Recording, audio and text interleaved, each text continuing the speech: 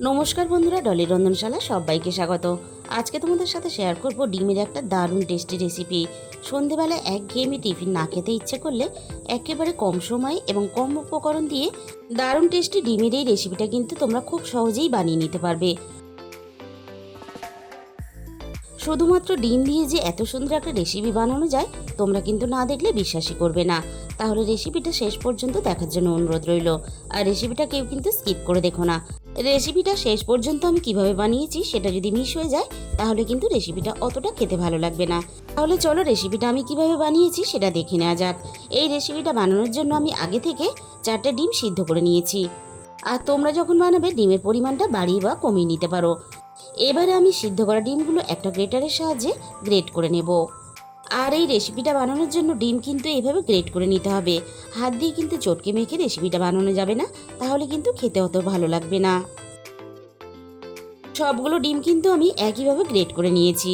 আর ঠিক এইভাবে ঝুরো ঝুরো করে ডিমগুলো গ্রেট করে নিতে হবে, তাহলে রেসিপিটা খেতে ভালো লাগবে। এবার আমি এই ডিমের মধ্যে দিয়ে দিলাম মাঝারি সাইজে 2টো পেঁয়াজ কুচি। ডিমের পরিমাণ বুঝে পেঁয়াজের পরিমাণটাকে বাড়িয়ে বা কমিয়ে নিতে হবে। এবার আমি এখানে দিয়ে দিলাম গ্রেট করা রসুন। আর এখানে স্বাদ মতো লবণ দিয়ে দিলাম।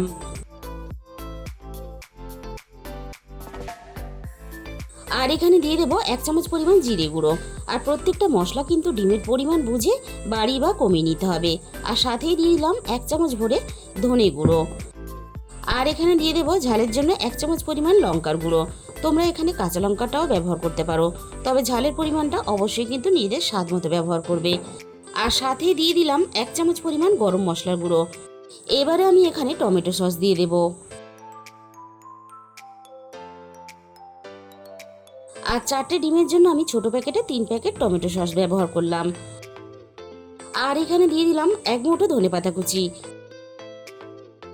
আর এখানে দিয়ে দেবো 1 চামচ ভর্তি করে গ্রিন চিলি সস।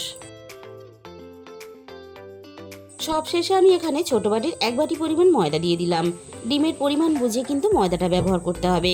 খুব বেশি ময়দা ব্যবহার করলে তাহলে আবার রেসিপিটা কিন্তু বানানোর পরে অনেকটা বেশ শক্ত হয়ে যাবে। আর এখানে কিন্তু কোনো রকম জল ব্যবহার করা যাবে না। এইভাবে হাত দিয়ে হালকা হাতে চটকে মেখে নিতে হবে।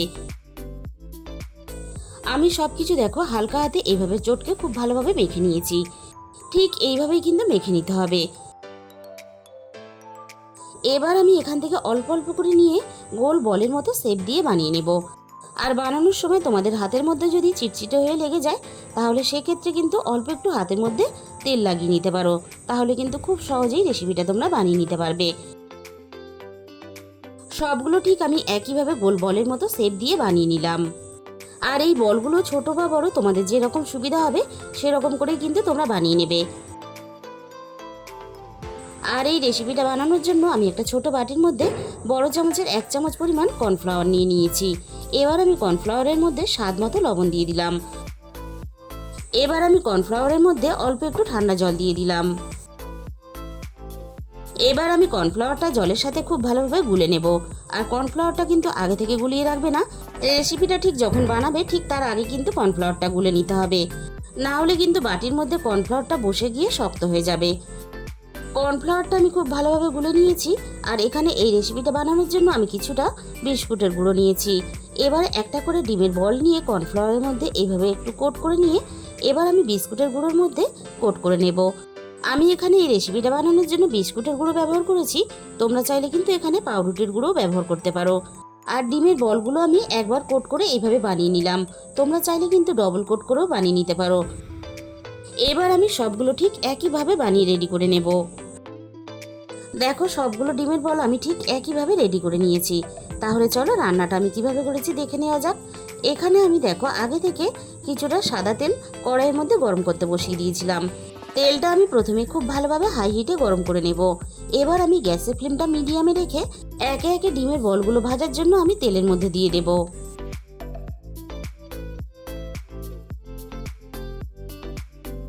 আর এগুলো ভাজার সময় কিন্তু গ্যাসের ফ্লেমটা মিডিয়ামে রাখতে হবে। তেল যদি খুব বেশি গরম হয়ে যায় তাহলে কিন্তু উপরটা খুব তাড়াতাড়ি লালচে হয়ে ভাজা হয়ে যাবে, ভিতর থেকে কিন্তু খুব ভালোভাবে ভাজা হবে না।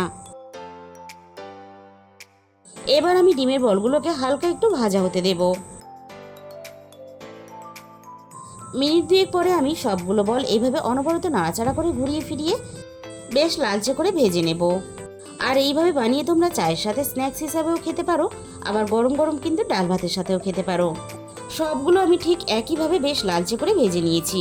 এবার আমি সবগুলোকে তেলে থেকে ছেঁকে তুলে নেব।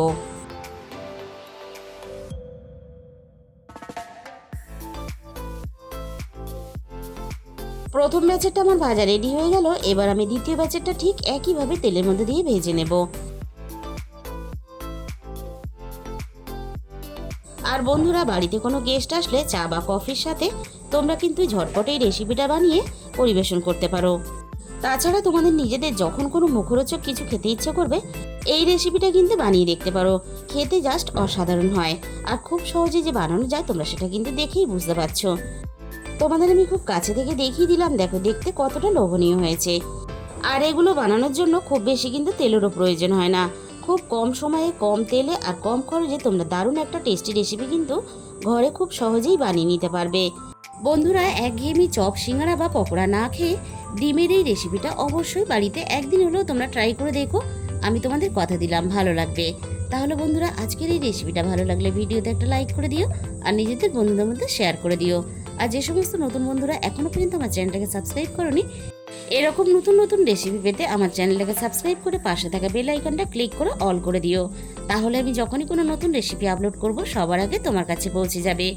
আর তোমাদের মূল্যবান সময় দিয়ে আমার এই রেসিপিটা শেষ পর্যন্ত দেখার জন্য তোমাদের সবাইকে অসংখ্য ধন্যবাদ। আজকে তাহলে এই পর্যন্ত, দেখা হবে অন্য কোনো নতুন রেসিপির সাথে।